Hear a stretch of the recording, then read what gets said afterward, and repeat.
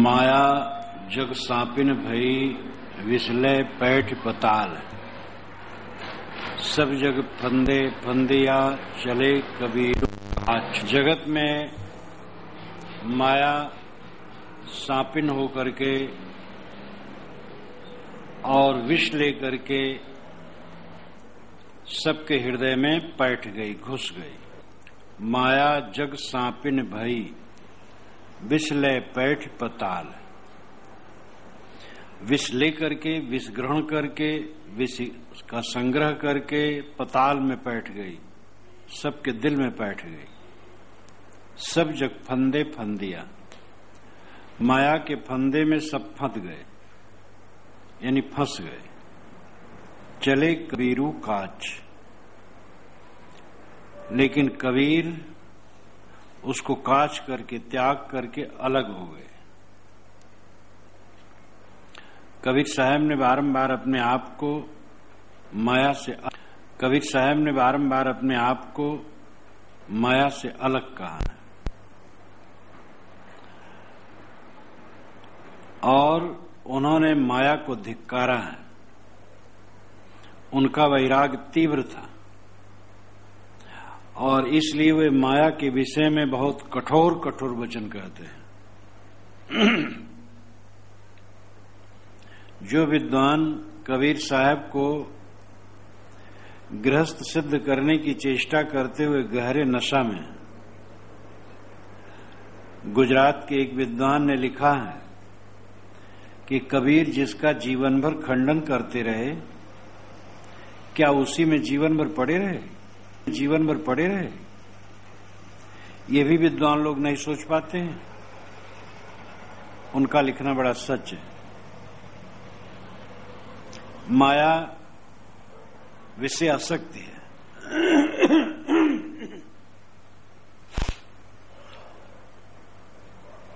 माया विषय आसक्ति है। ये विषय आसक्ति सबके दिल में घुसी हुई है। इसके बंधन में सब उलझे हुए हैं। कोई विवेकवान इससे हटते हैं। कबीर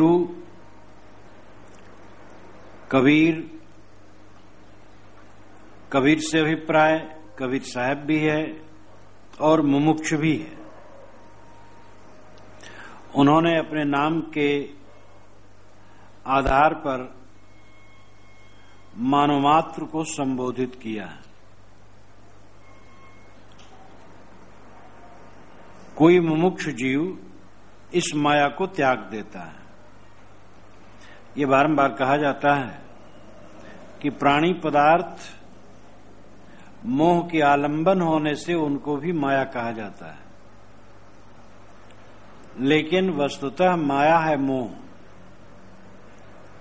प्राणी पदार्थ अगर माया हो तो मोह के निवृत्त हो जाने पर भी वे बंधन बनते, लेकिन वो नहीं बनते हैं। अपने मोह की निवृत्ति हो गई जब, तो वही प्राणी पदार्थ रहते हैं, वो बंधन नहीं बनते हैं। और अपने मन का मोह है तो सब बंधन होता, प्राण सामने रहता है। तो माया अपने मन का मोह है। मोह के निवृत्त हो जाने पर माया कुछ नहीं। निस्वरूप पर लक्ष्य गई तब खोजो माया कहां गई। निर्मल साहब ने कहा है, जब अपने स्वरूप पर लक्ष्य गया, सिमट आया मन, अंतर्मुख हुआ, तो खोजो माया कहां गई। कुछ माया नहीं, मन का मोह माया है। और चले कबीरू काज, कोई मुमुक्ष जीव इसको त्याग करके चले। सारे ज्ञान विज्ञान के कथन का मतलब यही है, माया त्याग, मोह त्यागे, मन के विकार त्यागे। मन के विकार नहीं त्यागे जाते हैं, ये अपनी कमजोरी है। और कमजोरी को त्यागे बिना कोई ऊपर नहीं उठ सकता है। स्वाध्याय नहीं करेगा, जो आत्मचिंतन नहीं करेगा, जो साधना नहीं करेगा, उसके मन का मोह कैसे मिट सकता है? कितने ऐसे साधक कहलाने वाले हैं आलस्य में पड़े रहते हैं, सेवा के अतिरिक्त समय में वे स्वाध्याय नहीं करते हैं, चिंतन नहीं करते हैं। चिंतन का अर्थ है वास्तविकता का विवेक, जो जैसे है उसको वैसे समझना और उसी ढंग से सोचना चिंतन है। शरीर की नश्वरता, सारे संबंधों की स्वप्नवत्ता और अपने स्वरूप की नित्यता और शुद्धता, बारंबार इस पर सोचना चिंतन है। सद्ग्रंथों को मनन पूर्वक पढ़ना स्वाध्याय है। संकल्पों को त्याग करके अपने आप में स्थित होने का अभ्यास साधना है। सेवा के अतिरिक्त समय में स्वाध्याय, चिंतन और साधना, इसकी त्रिवेणी में हर साधक को निमज्जन करना चाहिए। स्थूल सेवा का काम जब कर लिए तब स्वाध्याय करो। जब स्वाध्याय से थक गए तो चिंतन करो और फिर समय निकाल करके मन एकाग्र करो। ये सब में जो मन न लगाएगा तो उसका मन क्या होगा? विषय वासना को उठाता धरता रहेगा। अनाद काल से अभ्यास उसी का है। घोड़ा छूट भुसेले ठाड़, घोड़ा खुला तो भुसेले में जाके खड़ा। जहां घोड़ा छुटा, रस्सी उसकी कटी, वो भुसेले में भूसा की जगह में जाके खड़ा हो गया। जो अपना मन साधना में नहीं रखेगा उसका मन कहां जाएगा? गंदगी सोचेगा। इसलिए साधक को चाहिए कि अपने मन को फुर्सत न दे। सेवा से चित्त शुद्ध होता है, क्योंकि हमारे लिए सेवा की जरूरत होती है। दूसरे लोगों की क्रियाओं द्वारा मेरी सेवा होती है, मुझे भी सेवा करना चाहिए। सुबह से उठ करके देखो सेवा करने लगते हैं लोग। जहां हम बैठे साफ सुथरा है, किसी ने किया है साफ सुथरा। जलपान मिलता है, कोई बनाया है। भोजन मिलता है, कोई बनाया है। तो हमारे जीवन में दूसरे की सेवा से हित होता है, इसलिए हमें भी कुछ सेवक काम करना चाहिए। सेवा से चित्त शुद्ध होगा, स्वाध्याय से विवेक बढ़ेगा, चिंतन से और विवेक गहरा होगा। साधना में डूबने से जो स्थिति चाहिए उसकी प्राप्ति होगी। इसलिए साधक को चाहिए कि सेवा, स्वाध्याय, चिंतन, साधना, ये सब में निरंतर लगा रहे। सांप बिच्छू का मंत्र है, माहुरहु झारा जाए, बिकट नारी के पाले पड़े काढ़ कलेजा खाए। सांप और बिच्छू का मंत्र है।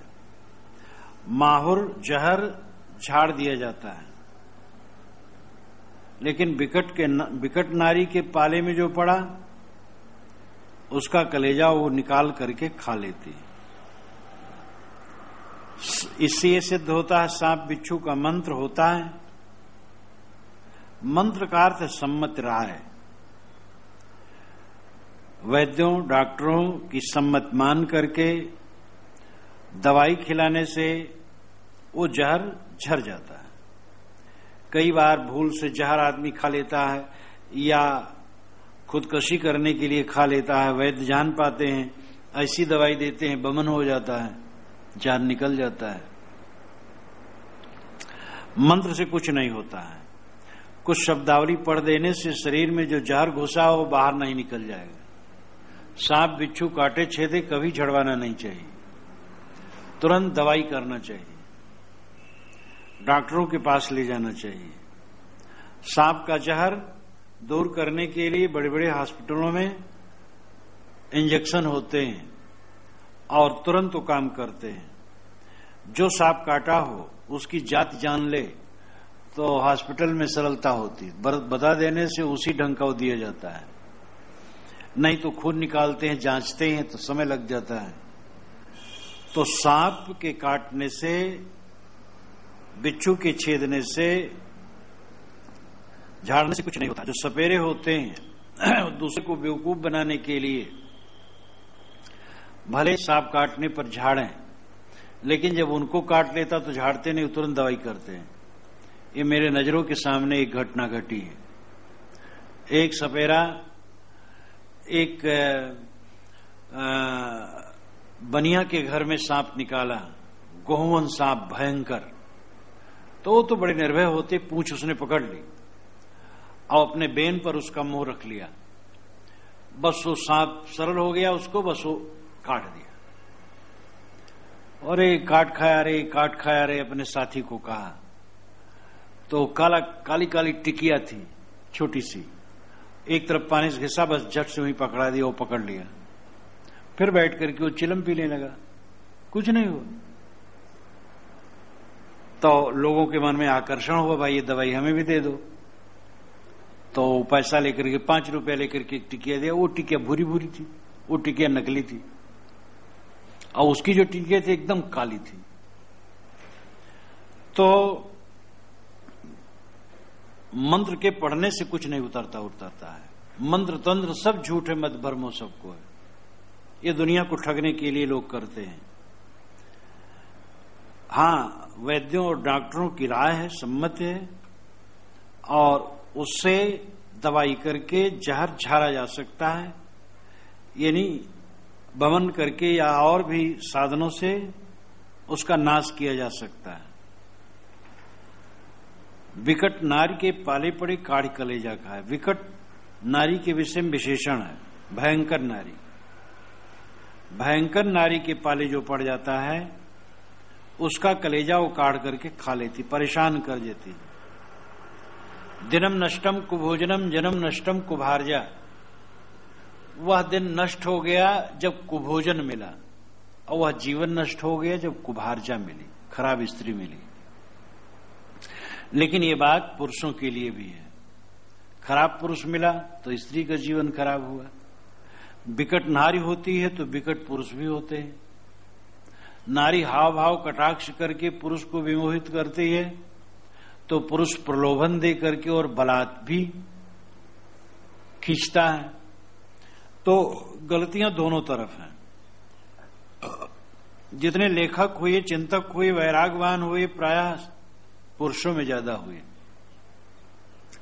उनका मन स्त्रियों की तरफ गया तो उन्होंने उससे उदास होने के लिए स्त्रियों के शरीरों की आलोचना की, उनके स्वभावों की आलोचना की, जिससे उससे मन हटे।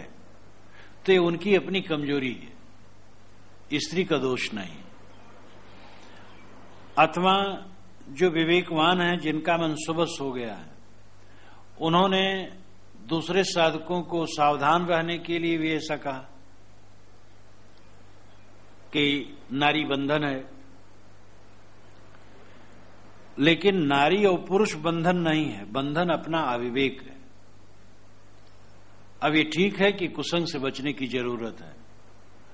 पुरुष को चाहिए कि नारी का जहां संसर्ग हो वहां से बचे, पराई स्त्री से बचे, और जो साधक हो स्त्री मात्र से बचे। जो साधिकाएं हों वे पुरुष मात्र से बचें, सामान्य स्त्रियां पर पुरुषों से बचें। गृहस्थ को चाहिए पर स्त्रीगामी पर पुरुषगामी न हो, अपने में भी संयमित हो। और साधक को चाहिए शुद्ध ब्रह्मचर्य का पालन हो। शुद्ध ब्रह्मचर्य का पालन महासुख है। मन का मलिनता में पड़ा रहना कितना घोर पतन है। हमारा मन मलिनता में न पड़ा रहे, शुद्ध रहे, निर्मल रहे, और ये बिल्कुल संभव है। एक तो पहला पक्का निश्चय होना चाहिए मन में कि ब्रह्मचर्य में सुख है, विषय वासना में दुख है। प्रत्यक्ष है। विषय वासना में अपने को छीण करना, इंद्री का छीण होना, शरीर का छीण होना, मन का छीण होना, बिलबिलाना, और इच्छा के वशीभूत होकर के मलिन विषयों का चिंतन करना, उसके पीछे दुनिया भर की गुलामी सिर पर लदना, प्रत्यक्ष है कि काम वासना महाभव सागर है। तो पहले पक्का निश्चय हो, उसके साथ वैसी साधना हो, इस पर ध्यान देने की बहुत आवश्यकता है। मोटी सेवा करने के अतिरिक्त सारे समय को स्वाध्याय, चिंतन और साधना में बिताना चाहिए। व्यर्थ साधक कभी न बैठे, स्वाध्याय करे, चिंतन करे, आत्मचिंतन करे और साधना करे। तो नारी विकट होती है, पुरुष विकट नहीं होता, ऐसा नहीं, दोनों में होते हैं।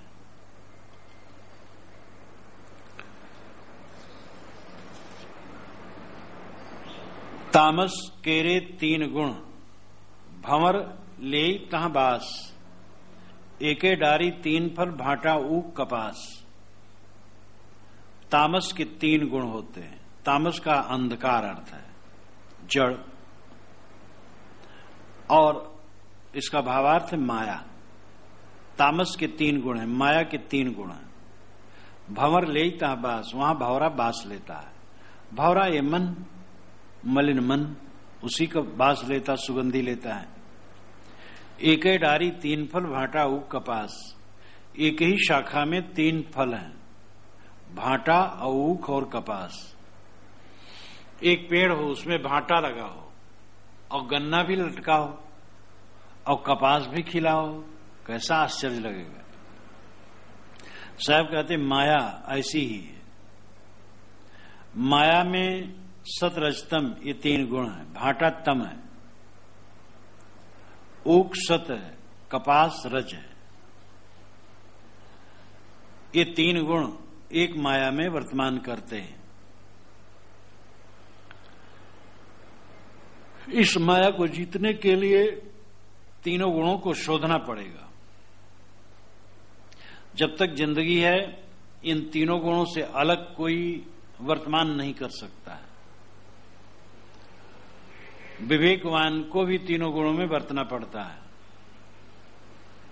शोध करके ये तीनों गुण कल्याणकारी हो जाते हैं। जैसे तामस, जब नींद लेने को होता है तो हम बत्ती बंद कर देते, तो तामस बुरी चीज नहीं है, अंधकार तामस है। और नींद लेने के समय उस तामस की जरूरत है। अंधकार हो जाए तो नींद अच्छी लगती है। कदाच दिन रहे और जंगले फाटक न हो, प्रकाश में सोना पड़े, तो कपड़ा कई परत करके अगर आंख पर रख लिया जाए तो अंधकार हो जाता है। अंधकार होने से नींद अच्छी आती है। नींद स्वयं तामस है, निद्रा तामस ही है। लेकिन विवेकवान को भी 24 घंटे में कई घंटे निद्रा लेना आवश्यक है, सबको। निद्रा के बिना शरीर स्वस्थ नहीं हो सकता है। नींद में थोड़ी कसर रहेगी तो शरीर भारी लगेगा, सिर भारी लगेगा। इसलिए तामस की भी जरूरत है। और राजस की भी जरूरत है। राजस क्रिया है। इस समय मैं बोलता हूं रजोगुण, क्रिया मात्र रजोगुण है। ये ज्ञान की चर्चा है।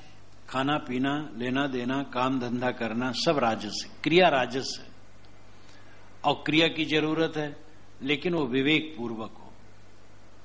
बोलना चालना विवेक पूर्वक हो, काम धंधा करना विवेक पूर्वक हो, आसक्ति पूर्वक नहीं हो। ऐसे तामस वाला नींद भी विवेक पूर्वक हो। शरीर जिससे स्वस्थ रहे उतना नींद लेना। अब आलस में कोई पड़ा रहे तो गलत है। तो रजोगुण क्रिया है और विवेक पूर्वक क्रिया करना उचित है। और सातस ज्ञान, प्रसन्नता, ये कल्याणकारी है ही है। लेकिन ज्ञान और प्रसन्नता ही में अहंता ममता हो जाए तो ही बंधनकारी हो जाएगा। अपना जो अपने अंदर में ज्ञान है, सद्गुण है, प्रसन्नता है, इसी का अहंकार कर ले, हम तो बड़े सद्गुणी हैं, हम तो बड़े अच्छे हैं, तो फिर गलत हो जाएगा। इसलिए तीनों गुण विवेक पूर्वक इनका उपयोग करने से हितकारी हो जाते हैं, अविवेक पूर्वक उपयोग करने से अहितकारी हो जाते हैं। कालकूट जहर शोध करके अमृत का काम देता है, और भोजन अमृत है, ज्यादा खा लो तो विष हो जाएगा। बड़ी सावधानी रखना चाहिए भोजन में। अगर तुम चाहते हो कि पेट हल्का रहे, टट्टी साफ हो, चित्त प्रसन्न रहे, स्वास्थ्य अच्छा हो, रक्त शुद्ध बने, सदैव कम भोजन करो, कम जलपान करो, कम भोजन करो। ये महासूत्र है। तो दुश्मन का भी सदुपयोग किया जाए तो मित्र का काम दे सकता है, और मित्र का दुरुपयोग किया जाए तो दुश्मन का काम वो दे सकता है। रावण का भाई विभीषण राम का दुश्मन का भाई है, लेकिन राम ने उसका सदुपयोग किया तो उनका काम दिया। रावण का छोटा भाई है, एक तनी भाई है विभीषण, लेकिन उसने सदुपयोग नहीं किया तो विष का काम दे दिया उसके लिए। इसलिए विवेक पूर्वक जीवन जीने से जीवन की सारी गतिविधियां कल्याणकारी हो जाती हैं, और अविवेक पूर्वक जीवन जीने से सब कुछ अहितकर हो जाता है। शरीर यही है, मन यही है, इसको कामादिक वितर्कों में लगाने से पतन है, संयम में लगाने से कल्याण है। मन मित्र भी है, शत्रु भी है। सतरजतम ये तीन गुण मिलकर के कार्य संपादित करते हैं। विरोधी लगते हैं, लेकिन तीनों मिलकर के कार्य संपादित करते हैं। बत्ती, तेल और आग, ये तीनों एक दूसरे के विरोधी लगते हैं, लेकिन तीनों मिलकर के सुंदर प्रकाश का संपादन करते हैं। दीपक में बत्ती डाल दी जाती है, तेल डाल दिया जाता है, और दीपक के में बत्ती में आग लगा दी जाती है, प्रकाश जलने लगता है। तो तीनों विरोधी परस्पर दिखते हुए भी प्रकाश का संपादन करते हैं। सतरजतम ये विरोधी होते हुए भी अगर विवेक पूर्वक इनका उपयोग हो तो कल्याण का संपादन करते हैं। मन मतंग गैयर हने, मनसा भई सचान, जंत्र मंत्र माने नहीं, लागी उड़ उड़ खान। मन मतंग, मतंग कहते हैं हाथी को, गैयर का अर्थ है महावत, हाथीवान। उन्मत्त हाथी जैसे पहलवान को ही मार दे, वैसे उन्मत्त मन मनुष्य का पतन करता है। मनसा भई सचान, मनसा का अभिप्राय इच्छा, वो सचान बन गई। सचान का अर्थ होता है बाज पक्षी। मन उन्मत्त हाथी है और मनसा बाज पक्षी। उन्मत्त हाथी पहलवान को ही मार देता है, और बाज पक्षी उड़ उड़ करके अन्य जानवरों को खाता है।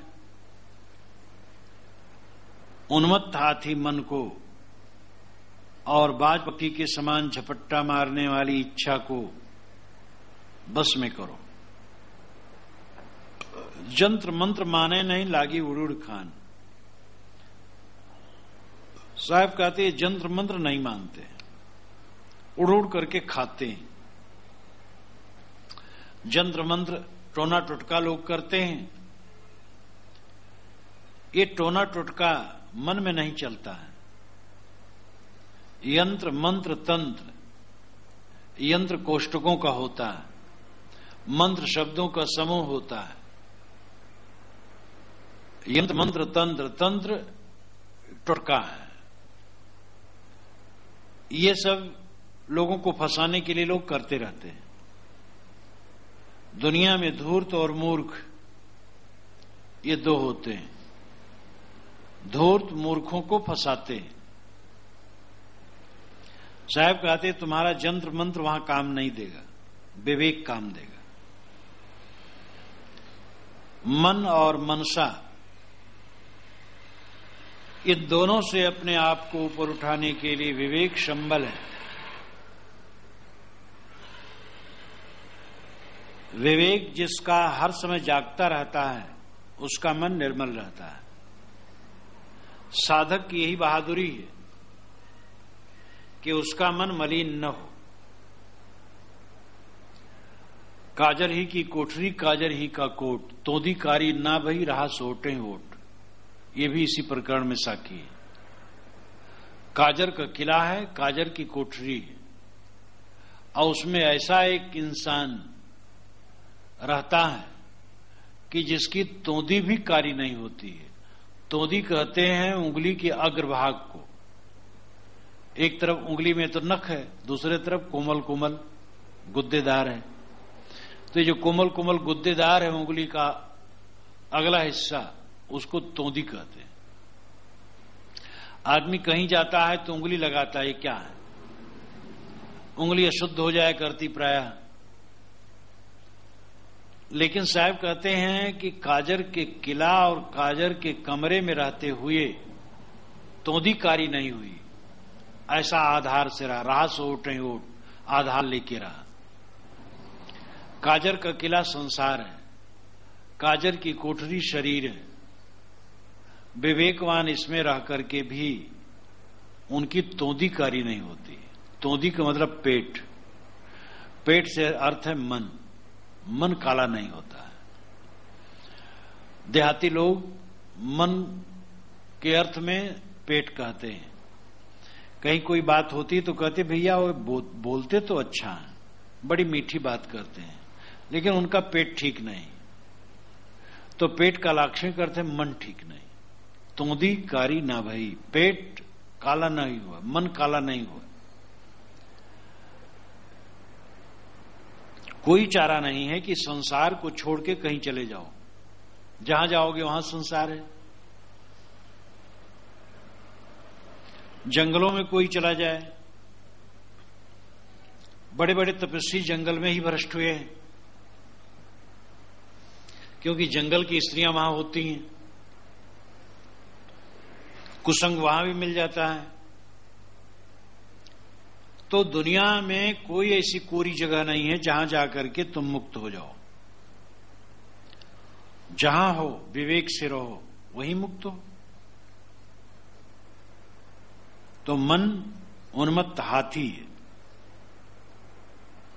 ये जीव रूपी महावत को पटकने की चेष्टा करता है, और मनसा इच्छा बाज पक्षी के समान है जो उड़ उड़ करके खाता है। मन और मनसा को जो बस करे वही पहलवान है, वही सूरवीर है, उसी की महत्ता है। जीवन में सफल कौन है? जीवन में महान कौन है? जो आत्म विजयी है। आत्म विजय के समान कोई उपलब्धि नहीं है। इसलिए साधक को चाहिए अपने मन और इच्छाओं को अपने वश में रखे। मन गंध माने नहीं, चले श्रुत के साथ। महावत बिचारा क्या करे जो अंकुश नाही हाथ। मन गेंद मान, गेंद नाम गजेंद्र, बड़ा हाथी। मन उन्मत्त हाथी के समान हो, मानता नहीं, उस श्रुत के साथ चलता है, याद के साथ चलता है। महावत बेचारा क्या करे? महावत बिचारा बेचारा, शुद्ध शब्द है बेचारा। चारा नाम सुबस्ता, बे उपसर्ग है। सुबस्ता जिसको नहीं है, अपना मन बस में नहीं है, अंकुश नहीं हाथ, अंकुश हाथ में नहीं है। अंकुश कहते गजबाग को। अंकुश से एक लोह का शस्त्र होता है जिसको पीलवान हाथ में लिए रहता है और उसे कोच कोच करके हाथी को सुबस करता है। उन्मत्त हाथी पर बैठना और गजबाग हाथ में न होना, ये अपने आप को खतरे में डालना है। मन के साथ रहना और विवेक न होना, ये खतरे से खाली नहीं। और मन के साथ सब स्वाभाविक जुड़े हैं। हाथी को तो पहलवान छोड़ दे, फिर हाथी का संबंध न करे।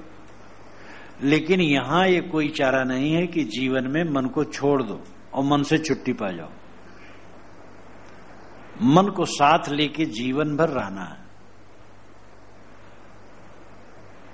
मन के साथ ही चलना है। मन ही से तो ज्ञान भी होगा। कुंभ ही बाधा जल रहे जल बिन कुंभ न होए, ज्ञान ही बाधा मन रहे मन बिन ज्ञान न होए। इस साखी ग्रंथ में साहब ने कहा, घड़े के बंधन में पानी टिकता है, लेकिन पानी के बिना घड़ा नहीं बनता। पानी मिट्टी में सान करके तब घड़ा बनता है। ज्ञान ही बाधा मन रहे, ज्ञान के बंधन में ही मन स्थिर होता है। मन के साथ ही चलना है। मन ही से तो ज्ञान भी होगा। कुंभ ही बाधा जल रहे जल बिन कुंभ न होए, ज्ञान ही बाधा मन रहे मन बिन ज्ञान न होए। इस साखी ग्रंथ में साहब ने कहा, घड़े के बंधन में पानी टिकता है, लेकिन पानी के बिना घड़ा नहीं बनता। पानी मिट्टी में सान करके तब घड़ा बनता है। ज्ञान ही बाधा मन रहे, ज्ञान के बंधन में ही मन स्थिर होता है। लेकिन मन बिन ज्ञान न होए, मन के बिना ज्ञान नहीं होता है। नाव पानी में तैरती है और पानी में डूबती है और पानी में ही तैर करके लोगों को पार लगाती है। जहां उन्नति है वहीं पतन की भी संभावना है। विद्युत शक्ति वैज्ञानिकों ने खोज करके हमारे सामने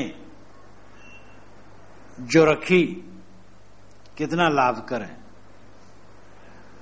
स्विच ऑन करो, पंखे चलने लगे, बत्तियां जल गई, मशीन चलने लगी,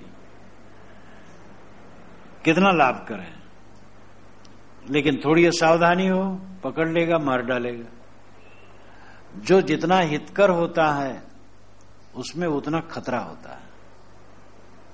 पशु का मन चंचल नहीं होता, शांत होता है। बैल शांत रहता है। जानवरों में देखो, प्राकृतिक ऋतुओं के अनुसार उनमें कामोद्दीपन होता है, बाकी समय में एकदम शांत। आदमी विवेक न रखे तो सब समय उलझा। मनुष्य का मन सभी प्राणियों में सर्वाधिक चंचल है, और चंचल है इसीलिए वो कल्याण के लिए उपयोगी है, तीव्र है। चंचल घोड़ा की कीमत ज्यादा होती है, क्योंकि वो तेज होता है। चंचल मन अशोभनीय नहीं है, गलत नहीं है, अच्छा है। अब उसमें जो चंचलता है, मतलब ऊर्जा ज्यादा है, शक्ति ज्यादा है, इसलिए चंचल है। उसका शमन दमन कर लो, तुम्हारे कल्याण की तरफ वो चल पड़ेगा। निग्रह कर लो उसका। पानी खूब बह रहा है, बांध लो और अपनी फसल की तरफ ले जाओ तो काम होगा। पानी ज्यादा है तो उसका उपयोग कर सकते हो। मन एक महान शक्ति है। शमित मन, दमित इंद्रियां ज्ञान विज्ञान के रूप में विकसित होती हैं। वैज्ञानिक भी विलासी नहीं हुए हैं, वह रात दिन अपने शोधशाला में ही लगे रहे। जो कोई रचनात्मक दिशा में कुछ करना चाहेगा वो लंपट नहीं होगा। जो लंपट होगा किसी भी रचनात्मक दिशा में कुछ कर नहीं पाएगा। इसलिए लंपटता को मिटाना चाहिए। उन्मत्त हाथी सुरत के साथ चलता है। उन्मत्त हाथी रूपी मन रूपी उन्मत्त हाथी सुरत के साथ चलता है। मन गंध माने नहीं, चले सुरत के साथ। सुरत नाम लक्ष्य, ख्याल आया उसके तरफ चल दिया। ख्याल पर सावधानी रखो, क्या ख्याल करना चाहिए, गलत ख्याल न करो, वो तो तुम्हारे अधिकार में है। लोलुपता होती है, जिसका ख्याल हुआ उसमें आसक्ति है तो जप करने लग गया उसका। अब उसकी वास्तविकता समझ जाओगे तो उसका जप नहीं करोगे, छोड़ दोगे। सबसे आकर्षण का केंद्र है नर के लिए नारी, नारी के लिए नर। और दोनों हाथ चाम के ढांचे हैं, टट्टी पेशाब के पुंज है, गंदगी का आकर है। आकर्षक नाम की चीज दुनिया में कुछ है ही नहीं है। ये धीरे धीरे समझ में आ जाए, और जब समझ इसकी पक्की बन जाएगी तो मन चलेगा नहीं। ये सुरत के साथ मन चलता है। बहुत वैज्ञानिक साखियां ये सब हैं। मन सुरत के साथ चलता है, लक्ष्य के साथ चलता है। और ये जीव बेचारा विवेक उसके साथ है नहीं, भटकता है। इसलिए विवेक अपने साथ में रखो और विवेक से अपने मन को संयमित करो। चंचल घोड़े को जब सिखा लिया जाता है बहुत काम का होता है। ड्राइविंग करने वाले जब अपने हाथ को साध लेते हैं तो 100-125 की रफ्तार में भी वह गाड़ी का संतुलन बनाए रखते हैं। और जो नहीं सीखा समझा है वो 10 की रफ्तार में चले तो भी वो लड़ जाएगा। इसलिए किसी दिशा में निपुणता ही सिद्धि है, परिपक्वता है। इसलिए विवेक रूपी अंकुश से मन को अपने वश में करने के लिए निरंतर चेष्टा करो। ई माया है चूहड़ी और चूहड़ों की जोय, बाप पुत अरझाए के संग न काहू खोए। ये माया चूहड़ी है। चूहड़ी कहते भंगिन को, और चूहड़ों की जोय है, उसकी पत्नी है। ये बाप पूत को उलझा देती है और किसी के संग में नहीं होती है। साहब कहते हैं जो टट्टी साफ करता है वो भंगी नहीं है। लोग टट्टी करके जगह गंदी करते हैं और जो साफ करते हैं वो तो पवित्र करते हैं। अब जो मेहतर हैं और गंदे दिखते हैं तो टट्टी साफ करने के नाते गंदे नहीं दिखते हैं। आर्थिक स्तर उनका निम्न है, शिक्षा दीक्षा नहीं है, संस्कार अच्छे नहीं है, इसलिए गंदे दिखते हैं। अब आजकल मेहतरों की तनख्वाह अच्छी हो गई है, शिक्षा दीक्षा भी बढ़ गई, सरकार ने काफी ध्यान दिया है, उनके स्तर अच्छे हो गए हैं और सफाई के समय सफाई करते हैं, फिर साफ कपड़ा पहन करके रहते हैं। सफाई के समय भी साफ कपड़ा पहने मैंने देखा, और उनको अछूत नहीं कहा जा सकेगा। तो टट्टी साफ करना कोई बुरा नहीं, हर आदमी अपनी टट्टी साफ करता है सुबह। तो इसके लिए कौन किसको अछूत कहता है? तो मेहतर जो सफाई करता है वो तो बड़ा पुनीत है। बस उसके संस्कार अच्छे होने चाहिए, सफाई कर ले, स्नान कर ले, साफ कपड़ा पहन ले, विद्या शिक्षा से अनुराग करे तो कोई अड़चन नहीं है। चूड़ा भंगी, भंगी माया है, व्यक्ति भंगी नहीं। माया जैसे कि मानो मेहतर है, टट्टी साफ करता है, गंदगी से जुड़ जाता है, वो तो धो के साफ भी हो गया। माया ही गंदगी है और यही चोरी। माया का मतलब मन का मोह। मन में मोह आया तो गंदगी आई। ये चोरों की जो है मलिन मन की संगिनी है। चोड़ा मन है और चोरी माया है। मलिन मन जहां है वहीं माया है। मन की मलिनता, गंदगी धोने की जरूरत है। बाप पूत अरझाए के संग न काहू खोए। बाप जीव है, पूत मन है। ये जीव को मन में, मन के बंधनों में उलझा देती है। संग न काहू खोए, किसी के साथ में माया रहती नहीं।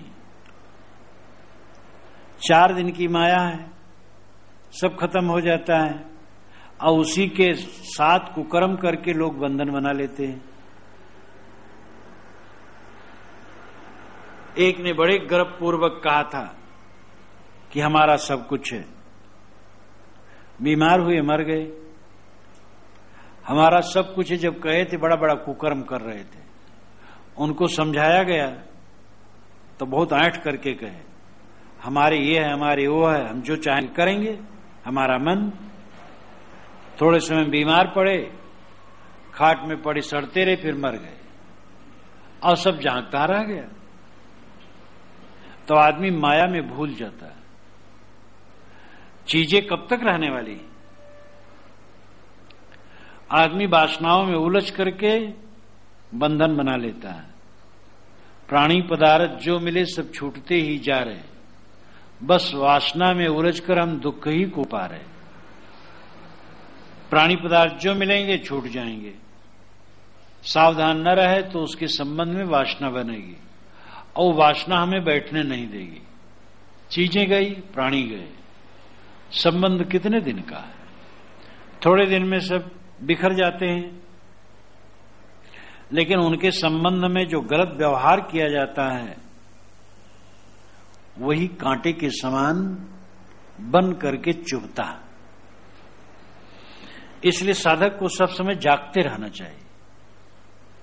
हम लोग यहां बैठे, कब तक बैठा भी उठ जाएंगे सब। थोड़े दिन में कोई कहां चला जाता है, कोई कहां चला जाता है। प्रारब्ध का अंतर होता है, किसी का शरीर कहीं छूट गया, किसी कहीं छूट गया। साथ में भी जो जीवन भर बना है, तो जीवन कितने दिन का है? जीवन भी थोड़े दिन का है। इसी जीवन में जितने लोग मिले और साथ में बिल्कुल रहने की सोचते थे, नहीं रह पाए, शरीर छूट गया। जवान जवान थे वो चले गए। तो सारा संघात क्षणिक है। इस क्षणिक संघात में भूल जाने से केवल पल्ले पड़ेगी उलझन, बंधन, और कुछ पड़ेगा नहीं। जिन चीजों, जिन व्यक्तियों, जिन अवस्थाओं, परिस्थितियों को लेकर के हम अहंकार करते हैं और उलझते हैं, वह सब दूर चले जाते हैं। उलझन हमारे पास रह जाती है, वासना हमें बैठने नहीं देती है। इसलिए हम ही मूर्ख ठहरे। भोगों को भोगो, क्या होगा? भोगों को भोगने का बेवकूफी, अपने को उत्तेजित करना, उत्तेजित करके क्षीण होना, और उसके संस्कार बन के उठा उठा के तुम्हें पटक रहे हैं। और मिला क्या? अपने आप को उत्तेजना में डालना विवेक नहीं है। साहब बड़ी तीखी भाषा में कहते हैं, ये माया है चूहड़ी और चूहड़ों की जो, ये माया मलिन है और मलिन मन की पत्नी है। इस माया से बचो। ये माया जीव को मन में उलझा देती है और किसी के साथ नहीं रहती। बड़े बड़े राजे, बड़े बड़े अहंकारी संसार से चले गए, किसी के साथ कुछ नहीं रहा। जो बड़े बड़े अहंकारी थे उनके कब्रों पर घास उगी रहती है, कोई वहां आकर के दीपक जलाने वाला नहीं होता। सम्मा तक नहीं जलती आज उनकी कब्रों पर, तुरबत पर। सम्मा तक नहीं जलती आज उनकी तुरबत पर। जो एकदम ऐठ ऐठ करके चलते थे और दुनिया में अपने आप को बहुत बड़ा मानते थे, दीपक तक उनके कब्रों पर आज नहीं चल रहा है। इसलिए सारी माया झूठी। कनक कामनी देख के तू मत भूल सुरंग, मिलन बिछुरन दुहेलरा जस केचुल तजत भुवंग। ऐ सुरंग, ऐ ज्ञान रंग जीव, कनक कामनी को देख करके तू भूले मत। मिलन बिछुरन दुहेलरा, मिलने और बिछुड़ने में दोनों में दुहेलरा है, दुखदाई है। दुहेलरा नाम दुखदाई, दुहेरा नाम दोनों प्रकार भी, मिलने में भी बिछुड़ने में भी। जैसे सांप केंचुल त्यागता है, सांप की चमड़ी धीरे धीरे मोटी होकर के, खुरदुरी होकर के शरीर को छोड़ने लगती है और एक दिन बिल्कुल छूट जाती है। सांप सरक के निकल जाता है, केंचुल पड़ी रह जाती है। तो जब केंचुल आती है तो उसको बड़ी परेशानी होती है और आंख पर भी पर्दा हो जाता है। और जब केंचुल निकल जाती है तो अंदर की कोमल त्वचा कांटे कंकड़ों में लग करके उसको पीड़ा होती है। कीड़े काटते हैं। सांप किसी ऐसे बड़े जानवर को तो काट सकता है, अब मच्छर काट रहे हैं, भूनके काट रहे हैं, वो क्या करेगा। सिंह को भी मक्खियां परेशान करती हैं। सिंह जो सबसे बड़ा जानवर, हिंसकी और बलवान, मक्खियों से वो परेशान हो जाता है। कनक कामनी देख के तू मत भूल सुरंग। कनक कामनी माया के लिए पारिभाषिक शब्द है। कनक धन, कामनी काम भोग। वैसे कामनी का अर्थ है काम मद में मतवाली नारी, लेकिन काम मद में उतावला मतवाला पुरुष, वो भी कामनी। जो काम में डूबा वो कामनी, चाहे स्त्री हो चाहे पुरुष। काहे कबीर सुनो संतो, पुरुष जन्म वो नारी। ये पुरुष होकर के भी नारी हो गया, माया में लिप्त होकर। कनक कामनी देखकर, संसार के भोग ऐश्वर्यों को देखकर, ऐश्वरंग भूले मत। ये थोड़े दिन का है, सावन का पानी, चारों तरफ पानी पानी, और थोड़े समय में बाकी कहां गया कुछ पता नहीं। कनक कामिनी की बात ऐसे है। धन पुत्र स्त्री ऐश्वर्य मान बड़ाई पद प्रतिष्ठा सब मिले, कितने दिन के। इनके मिलने बिछुड़ने में दोनों में कष्ट है। धन के उपार्जन में कितना कष्ट है, और धन चला जाए तो प्राण पीड़ा लग जाती है। लोभी आदमी तो धन छोड़ते समय भी बहुत व्याकुल होता है। एक आदमी जब मरा, धन उगाड़ रखा था, आज से 100 वर्ष की पूर्व की बात है। जिनके सामने घटी थी घटना उन्होंने मुझे बताई थी। चांदी का रुपया घड़े में रख करके जमीन में गाड़ा था। जब वो उसको लगा कि मैं मर जाऊंगा, घर वालों से कहा अमुक जगह खोदो, खोदा, रुपया निकाला, रुपया को जलखई में कहा भरो, जालीदार झोले में, और भरवा लिया, फिर सीने पर रखवा लिया, दोनों हाथ से चिपका करके जोर से रोने लगा।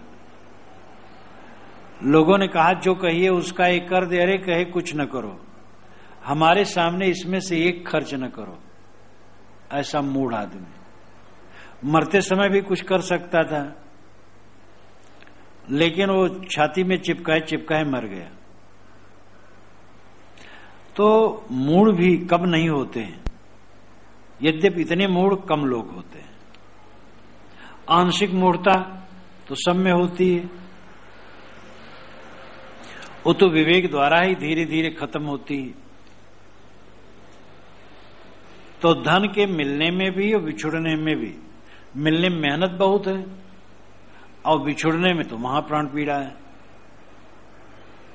केचुली के आने में कष्ट, जाने में कष्ट। तो ऐसे माया की चीज मिलने में, एक तो उनके संग्रह में कष्ट, कोई मामूली थोड़े है। चाहे कोई काम भोग चाहे, चाहे ऐश्वर्य भोग चाहे, तो वो सब के पीछे कम लफड़े, बहुत सरदर्द है। और वो सब अगर हार गए तो महादुख। एक संभ्रांत व्यक्ति, अच्छे योग्य, प्रतिष्ठित, बहुत दूर तक प्रतिष्ठित, और उनकी उम्र भी 55, 60 से कम नहीं, लेकिन शरीर खूब बलवान मालूम होता 45 के। जब उनसे कुशल पूछा तो जोर से रो पड़े। उनकी पत्नी कुशल पूछा, जोर से रो पड़े। तो मैं समझ गया कि मर गई मालूम। रोते रोते वो कहीं नहीं पाए, दूसरे ने कहा इनकी पत्नी मर गई। पढ़े लिखे, संभ्रांत, सैकड़ों किलोमीटर तक वो प्रतिष्ठित, लेकिन इतना जोर से रो पड़े। उनकी पत्नी स्वस्थ थी, समझदार थी, कुशल थी, व्यवहार कुशल थी, लेकिन यही सब तो माया है, कहीं मन न फंसाना चाहिए। अब अंत में वो 2-3 वर्षों में घुलते घुलते मन में एक दिन उन्होंने फांसी लगा ली। तब जब फिर गया वहां, कुशल पूछा, वे नहीं आए। लोग कैसे, वो तो मर गए। हम कि क्या बीमार थे? तो धीरे से कहा फांसी लगा ली। अब वो पत्नी का वियोग उनको सहन नहीं हुआ, निरंतर सता रहा। अब उनकी सेवा में पत्नी हर समय रहती थी, अब सेवा करने वाला कोई नहीं। ये सब क्या है? मनुष्य आसक्ति बना लेता है।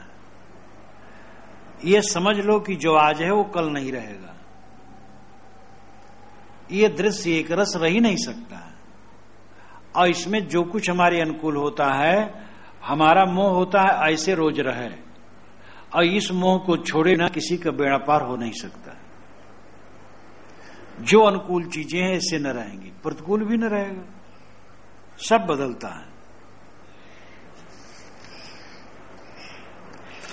माया केरी बस परे ब्रह्मा विष्णु महेश, नारद सारद सनक सनंदन गौरीपूत गणेश। साहब की शैली सबसे बिल्कुल अलग है।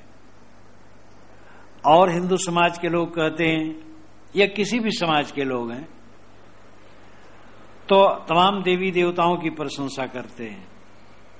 हिंदू कहेगा ब्रह्मा विष्णु महेश भगवान है, ये सब समय है, जब चाहें आवे जाएं। नारद हर समय रहते, शारदा हर समय रहती हैं, सनक सनंदन आदि ये 5 वर्ष की उम्र में सब समय रहते हैं। गौरी के पुत्र गणेश मंगलकारी हैं, सब समय है, आशीर्वाद देते हैं। साहब कहते सब माया के बस है, सब प्राकृतिक शरीर धारण किए, सबका शरीर छूट गया। माया के 2 अर्थ है, मोह के बस होना और प्रकृत क्षेत्र में शरीर का निर्माण, और जैसे सबका जन्म मृत्यु होती तैसे उनका भी होना। ज्ञानी पुरुष का भी शरीर जन्मा है और मरेगा, ज्ञानी भी, उसका भी शरीर अमर नहीं है। तो ज्ञानी का शरीर भी मायाबस है, लेकिन मन उसने माया से निकाल लिया, यही उसका ज्ञानत्व है। तो साहब कहते ब्रह्मा विष्णु शंकर नारद सरस्वती सनक सनंदन सनातन सनत कुमार और गौरी के पुत्र गणेश, ये सब शरीरधारी हुए। जब शरीर धरे रहे चले गए, आज कहीं मिलने वाले नहीं। वो गणेश की पूजा करके सब रिद्धि सिद्धि चाहते हो, कभी होने वाला नहीं। और ब्रह्मा विष्णु शंकर को बुलाना चाहते हो, कहीं होने वाला नहीं। उन्होंने कहा रजोगुण ब्रह्मा तमोगुण शंकर सतोगुणी हरि होई। ब्रह्मा खोजना चाहो तो जो रज प्रधान मनुष्य हो ब्रह्मा है, तम प्रधान महादेव है, सत प्रधान विष्णु है। ब्रह्मा विष्णु शंकर मनुष्यों में है, इनका आदर करो, और कहां मिलेंगे। कभी साहब की यथार्थ दृष्टि है, वह श्रद्धा की भावुकता में चमक दमक की बातें नहीं करते हैं, खुश करने की बातें नहीं करते हैं, सही सही कहते हैं। और इसमें माया, मनों में माया के बस में भी लोग रहे। ब्रह्मा विष्णु इत्यादि की तो कहानी ही प्रसिद्ध है पुराणों में, सब माया लिप्त, सब उलझे हुए,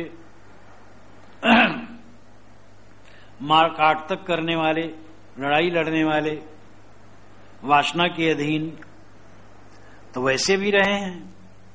लेकिन देह सबकी तो प्रकृति की ही रही है, और सबका शरीर नाशवान रहा। इसीलिए साहब ने बीजक में बारंबार कहा, राम कृष्ण ब्रह्मा विष्णु शंकर सुर नर मुनि सबके लिए कहा कि सबका शरीर छूट गया। इसीलिए कहा कि जो उनके अमरता का मोह है लोगों को छूटे। गोरखनाथ को भी कहा, गोरखनाथ के लिए धारणा है कि वो अमर है। कोई शरीरधारी अमर नहीं होता है। शरीर तो माया के अधीन है, प्रकृति के अधीन है, मिटने वाली है। पीपर एक जो महागंभान, ताकर मरम कोई नहीं जाने। डाल लंबाए फल कोई न पाए, खसम अछत बहु पीपरे जाए। पीपर, पीपल का पेड़। पीपल की व्याख्या करने की जरूरत नहीं है, सब जानते हैं पीपल अच्छा पेड़ होता है, छायादार, बड़ा होता है। अगर वो विकसित होने का अवसर पाए तो बड़ा होता है। गंभान यानी फैला, बढ़ा, लेकिन उसका मर्म कोई नहीं जाना। उसकी डाली लंबा लंबा करके फल लोग चाहते, लेकिन कोई फल पाया नहीं। ये पीपल का पेड़ क्या है? वाणी। वाणी वृहद आकार रूप में संसार में है, तमाम शास्त्र हैं। वाणी बहुत फैली, बहुत गंभाई, लेकिन उसका मर्म कोई समझा नहीं। वाणी में उलझते रहे, सब डाल लंबाते हैं, वाणी की टीका व्याख्या करते हैं, पढ़ते गुनते हैं। खसम अछत बहु पिपरे जाए, खसम के होते हुए बहु पिपरे जाए। वो पीपल में पड़े रहते, वाणी में पड़े रहते। खसम का मतलब स्वामी। स्वामी तो जीव का, स्वामी खुद जीव ही है। तुम स्वयं स्वामी हो अपने, और तुम स्वामी को बाहर खोजते हो और वाणी में भटकते हो।